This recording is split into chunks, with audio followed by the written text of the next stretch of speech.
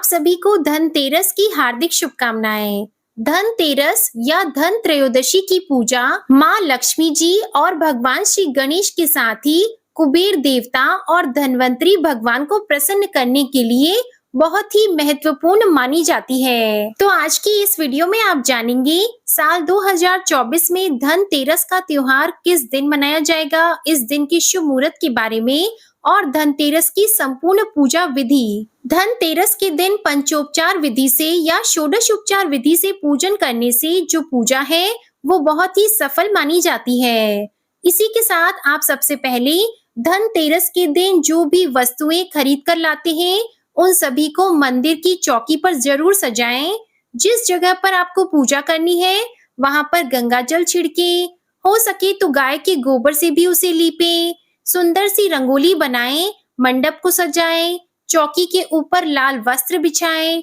फिर सबसे पहले भगवान श्री गणेश, माता लक्ष्मी जी, धनवंतरी भगवान और कुबेर देवता की प्रतिमा या तस्वीर को स्थापित करें। नई मूर्ति अगर आप खरीद कर लाएं तो उन्हें भी आप चौकी पर आज के दिन रखें। सबसे पहले चौकी पर गंगा जल छिड़कें और सभी वस्तुओं पर, पूजन सामग्री पर गंगा जल छिड़कें और इन्हें शुद्ध करें। अपने हाथ में जल लेकर 3 बार आचमन करें और फिर हाथ में जल और पुष्प लेकर पूजा करने का संकल्प लें। सभी देवी देवताओं का आह्वान करने के बाद गणेश भगवान का पूजन करें और गणेश भगवान को सिंदूर का तिलक भी लगाएं। इसके बाद अक्षत और जनेऊ अर्पित करें, वस्त्र रूपी कलावा अर्पित करें, भगवान को फूलों की माला अर्पित करें। फिर महालक्ष्मी जी का पूजन करें और महालक्ष्मी जी को तिलक लगाएं, उन्हें अक्षत चढ़ाएं, लाल चुनरी और श्रृंगार अर्पित करें। माँ को कौड़ियाँ अर्पित करना बहुत ही शुभ होता है, उन्हें कौड़ियाँ बहुत प्रिय होती हैं। इसलिए धनतेरस के दिन यदि आप पहले से कौड़ियाँ हैं तो उन्हें गंगा जल से धोकर आप पीली या सफेद कौड़ियाँ माता लक्ष्मी को अर्पित कर सकते हैं। इन कौड़ियों को पूजा की समाप्ति के बाद आप अपने घर में किसी तिजोरी में रख सकते हैं, जहाँ पर भी आप धन रखते हैं वहां पर एक लाल कपड़े में बांधकर इन कौड़ियों को भी रखें। महालक्ष्मी जी की पूजा करने के साथ ही धनवंतरी भगवान और कुबेर देवता का पूजन आपको करना है। भगवान धनवंतरी को आयुर्वेद के संस्थापक के रूप में माना जाता है और लोग भगवान से अपने परिवार के लिए बीमारियों के इलाज और अच्छे स्वास्थ्य के लिए भी प्रार्थना करते हैं। भगवान धनवंतरी की पूजा करने से पहले यदि आपके पास तस्वीर या मूर्ति है तो आप उन्हें स्नान कराएं। इसके बाद गंगा जल छिड़कें, फिर उन्हें चंदन का तिलक लगाएं, सफेद या पीले पुष्प अर्पित करें। पीले सफेद ना हो तो जो भी पुष्प आपके पास हो वो आप अर्पित कर सकते हैं। धनवंतरी भगवान को 7 प्रकार के अनाज भी चढ़ाए जाते हैं और क्योंकि इन्हें औषधि का संस्थापक माना जाता है इसलिए आपके घर में जो भी घरेलू औषधियां हो उन्हें आज के दिन धनवंतरी भगवान को जरूर से अर्पित करें। घरेलू औषधियों में जैसे लौंग का जोड़ा, आंवला, नींबू, नीम की पत्तियां, पपीता या पपीते की पत्तियां, एलोवेरा और इसके अलावा अमरूद की पत्तियां भी आप भगवान धनवंतरी को अर्पित करें। धनवंतरी भगवान को पूजन करते समय ओम नमो भगवते महासुदर्शना वासुदेवाय धनवंतरा इस प्रकार मंत्र का जाप करें और फिर ओम धनवंतराय नमः केवल इस आसान मंत्र से भी आप जाप कर सकते हैं। मंदिर में एक मुट्ठी अनाज, चाहे गेहूं हो या अक्षत हो, आप एक मुट्ठी अनाज रखकर उसके ऊपर दीप को प्रज्वलित करें। दीप जलाने के साथ ही सभी देवी देवताओं से अपने द्वारा की गई पूजा को स्वीकार करने का आग्रह करें। हिंदू धर्म में कुबेर देवता को अर्ध्य, दिव्य यक्ष, राक्षसों, किन्नरों, गुह्यकों और गंधर्व के देवता माना जाता है। उनके भक्त कई अर्ध्य दिव्य प्राणियों के अधिपति के साथ साथ दुनिया के सभी खजाने के मालिक के रूप में उनकी पूजा करते हैं। जो भी भक्त धनतेरस और दिवाली के दिन कुबेर भगवान की पूजा करते हैं उन्हें सब कुछ मिलता है, उनकी सभी मनोकामनाएं पूर्ण होती हैं, उनके घर में कभी धन के भंडार खाली नहीं रहते। अगर आपके पास कुबेर देवता की मूर्ति या तस्वीर नहीं है तो आप कुबेर यंत्र भी आज के दिन घर पर खरीदकर जरूर लाएं और उनकी पूजा करें। कुबेर देवता की प्रतिमा या यंत्र को आप हमेशा उत्तर दिशा में ही रखें। उनका पूजन करें। पूजन करते समय ओम यक्षाय कुबेराय वैश्रवणाय धन धान्य अधिपते धन धान्य समृद्धम में देहि दापय स्वाहा, या फिर ओम ह्रीम श्रीम क्रीम श्रीम कुबेराय अष्टलक्ष्मी मम गृहे धनम पुरय पुरय नमः, या ओम श्रीम ह्रीम क्लीम श्रीम क्लीम वित्तीश्वराय नमः। इन मंत्रों का जाप आप कुबेर देवता के लिए कर सकते हैं। इसके बाद अपने सभी देवी देवताओं का, अपने कुल देवी देवताओं का ध्यान करें, सभी का पूजन करें। अगर आप आज के दिन कौड़ियां खरीद कर लाए हैं, कमल गट्टे, धनिया या फिर झाड़ू खरीद कर लाए हैं, नए बर्तन या गहने, जो कुछ भी शुभ वस्तुएं आपने आज के दिन खरीदी हैं, उनका पूजन भी आपको करना चाहिए। इन सभी वस्तुओं पर आपको गंगा जल छिड़ककर, उसके बाद रोली अक्षत अर्पित करके, हाथ जोड़कर इन सभी शुभ वस्तुओं को प्रणाम करना चाहिए और झाड़ू का भी आप विधिवत पूजन करें। शास्त्रों में पंचोपचार पद्धति की 5 मुद्राएं बताई गई हैं। इन मुद्राओं के माध्यम से देवी देवता उस पूजन सामग्री को ग्रहण करते हैं। इन सामग्रियों को अर्पित करने के लिए इनके नाम के अनुसार ही पुष्प मुद्रा, दीप मुद्रा, धूप मुद्रा, गंध मुद्रा और नैवेद्य मुद्रा कहा जाता है। गंध मुद्रा में मुद्राएं बनाने के लिए दोनों हाथों की अंगुलियों और अंगूठे का प्रयोग किया जाता है। अंगूठे और कनिष्ठा अंगुली को एक साथ मिला देने से गंध मुद्रा बनती है। इसके अनुसार सबसे पहले अपने आराध्य देवी देवताओं को आप अनामिका से चंदन लगाएं। जिन्हें सिंदूर अर्पित किया जाता हो उन्हें सिंदूर लगाएं। फिर दाएं हाथ के अंगूठे और अनामिका के बीच में चुटकी भर पहले हल्दी, फिर कुमकुम देवता के चरणों में अर्पित करें। पुष्प मुद्रा में अंगूठे की जड़ में तर्जनी को लगाने पर पुष्प मुद्रा बनती है। उसके अनुसार देवता को उनके प्रिय पुष्प अर्पित करें। जैसे भगवान शिव को बेलपत्र पसंद है, भगवान गणेश जी को दूर्वा और लाल पुष्प अर्पित किए जाते हैं, माँ लक्ष्मी जी को लाल गुलाब, लाल कमल या फिर लाल पुष्प अर्पित किए जाते हैं और इस प्रकार आपको उन्हीं पुष्पों को अर्पित करना होता है। आपको ये ध्यान रखना है कि पुष्प देवताओं के सिर पर न चढ़ाकर उनके चरणों में अर्पित करें। इसमें डंठल देवता की ओर और पंखुड़ियां या जो पुष्प दल है वह अपनी ओर करके इस प्रकार पुष्प यानी फूल अर्पित करने चाहिए। धूप मुद्रा तर्जनी की जड़ में अंगूठा लगाने से धूप मुद्रा बनती है। भगवान को धूप दिखाते समय हाथ नहीं फैलाते बल्कि भगवान के प्रिय खुशबू वाले धूप या अगरबत्तियों से उनकी आरती उतारी जाती है। धूप दिखाते समय ओम की आकृति में धूप दिखानी चाहिए, यानी कि जब भी आप धूप बत्ती घुमाते हैं तो ओम की आकृति में आप उसे घुमाएं। अगला है दीप मुद्रा। मध्यमा के मूल भाग में अंगूठा मिलाने से दीप मुद्रा बनती है।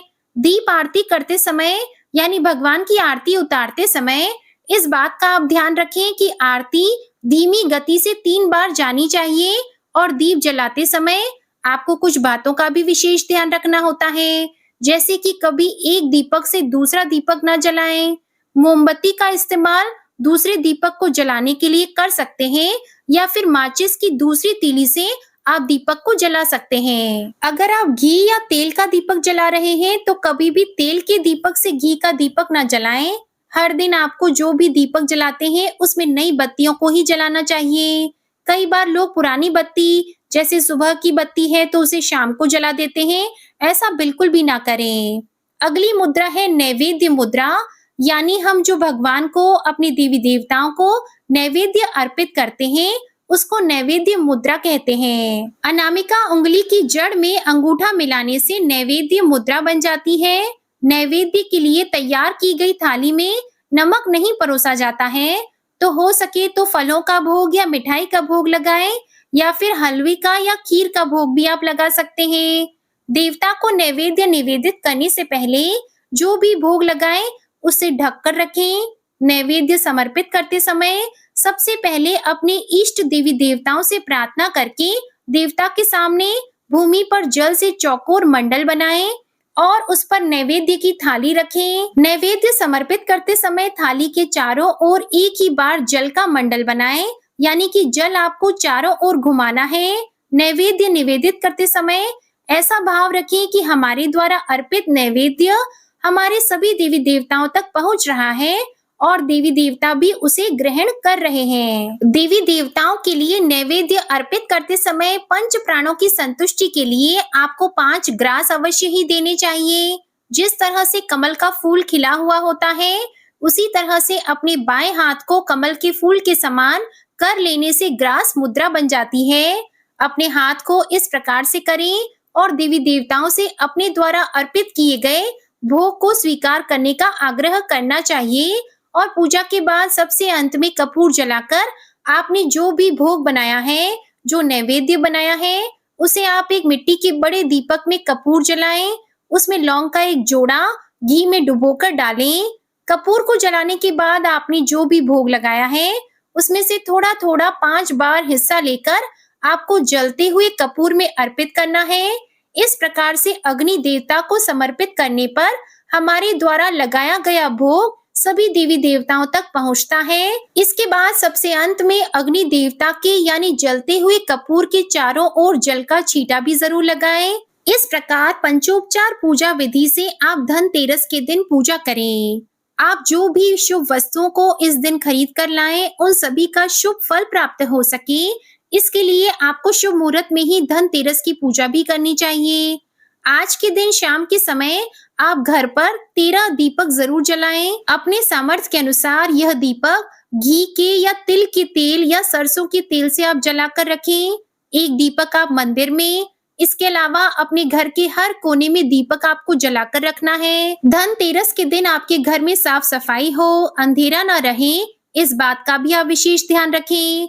धनतेरस को जब आप पूजा करते हैं तो हो सके तो अपने परिवार के सभी सदस्यों को मिलकर पूजा करें और आरती भी करें। साबुत धनिये को एक कटोरी में रखें, इसकी पूजा करें और पूजन के बाद आप अपने घर में रात के समय ही किसी गमले में इनको बो दें।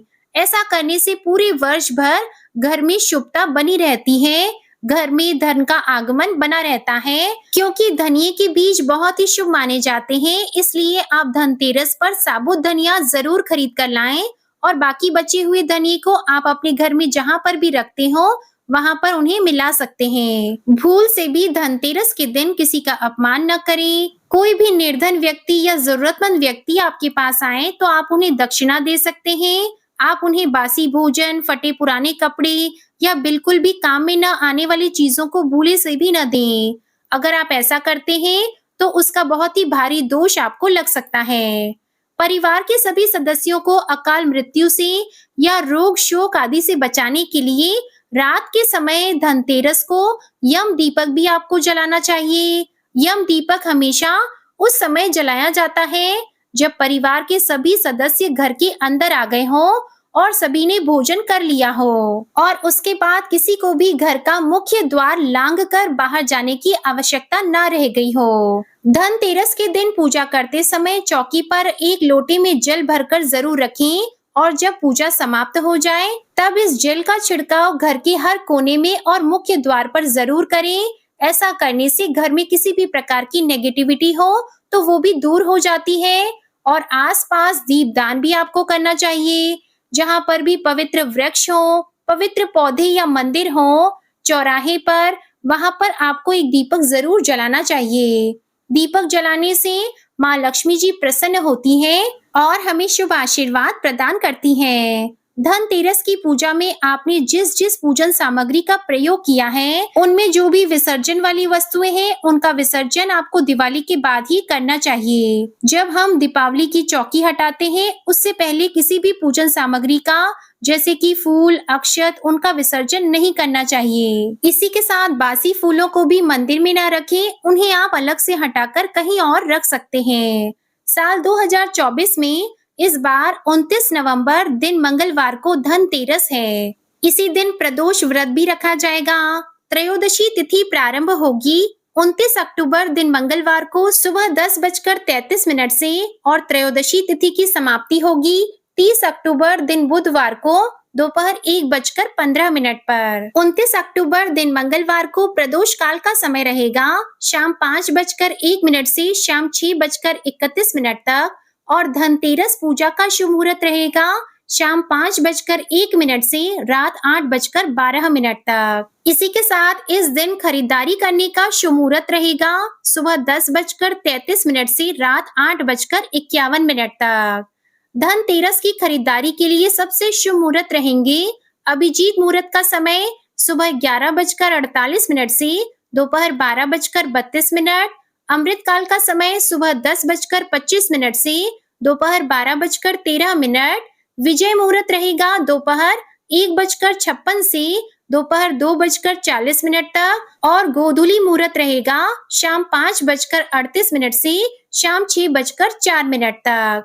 और धनतेरस के लिए वाहन खरीदने का सबसे शुभ मुहूर्त रहेगा सुबह 10:41 से दोपहर 12:05 तक, दोपहर के समय 12:05 से दोपहर 1:28 तक और शाम को 7:15 से रात 8:51 तक। इन्हीं शुभ मुहूर्तों में यदि विधि विधान से धनतेरस की पूजा की जाए तो महालक्ष्मी जी के साथ ही सभी देवी देवताओं का आगमन आपके घर पर अवश्य होगा।